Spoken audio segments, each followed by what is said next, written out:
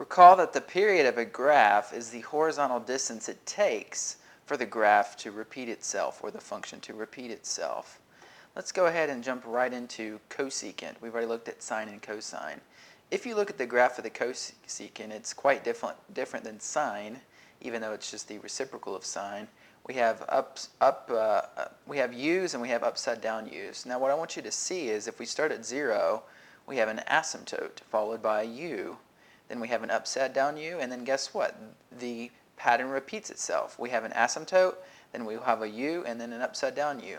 So between these two asymptotes represents where the pattern repeats itself. And if we look at the distance between these two, it's 2 pi.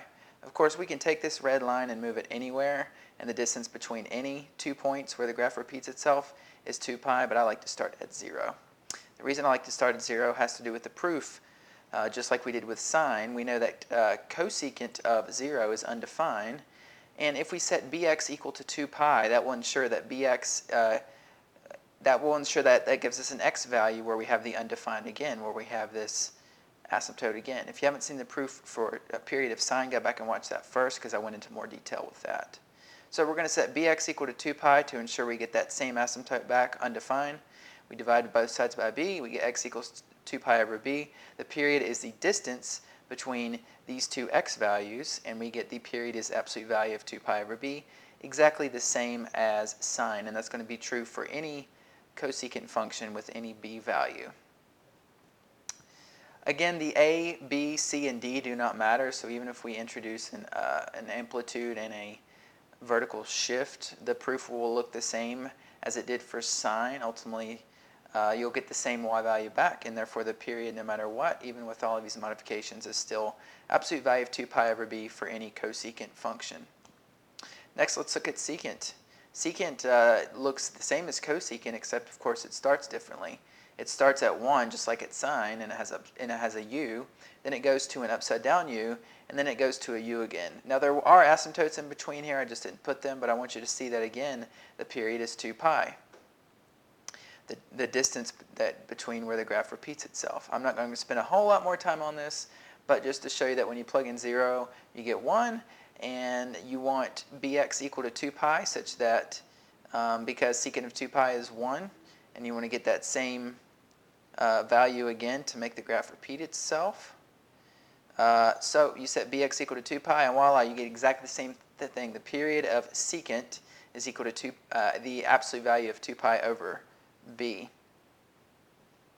Again, the proof will look the same for a, b, c, and d. I'm not going to harp on this too much. Any secant function with any modification, the period is absolute value of 2 pi over b. Without further ado, actually before I do that, I do want to take a look at unit circle, just to show you why the period is 2 pi as well.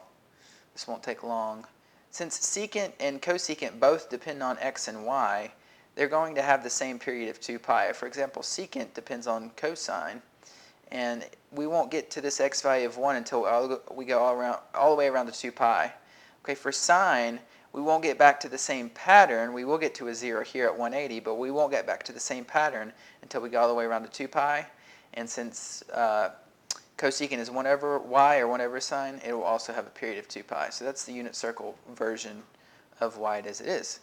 Example number 1, we have f of x equals secant of 2 pi x. We want to figure out what is the period. You do the same thing you do for sine and cosine. You write out absolute value of 2 pi over b. You plug in b. In this case, it's going to be 2 pi. The 2 pi's cancel. You get the absolute value of 1, which is 1. So that means the period of secant of 2 pi x is 1, the horizontal distance in which the graph repeats itself. Let's go ahead and verify that. I'm going to create b equal to 2 pi. And voila, we see that the period, the new period, is 1 instead of 2 pi when we make that modification. So I just love the graphical confirmation. It helps solidify those concepts. Example number 2, we have f of x equals 2 cosecant of x over pi. I went a little crazy on this one. We will have to change this a little bit. This will be 1 over pi x times x. That's the same thing as x over pi, and that lets us know that our b value is 1 over pi. That's not a good arrow. Let's try that again. Okay. So b is 1 over pi. So I'm going to plug in 1 over pi pi for b, 2 pi over 1 over pi, absolute value of that. We're going to keep change flip, multiply by the reciprocal of the bottom, and we get 2 pi squared is equal to the period. Haven't seen that yet. As a decimal, that's 19.7. So that should mean that when we look at the graph, it takes 19.7 units for the graph of 2 cosecant of x over pi to repeat itself. Let's check. Okay, here I'm using Desmos, which is an excellent app for graphing.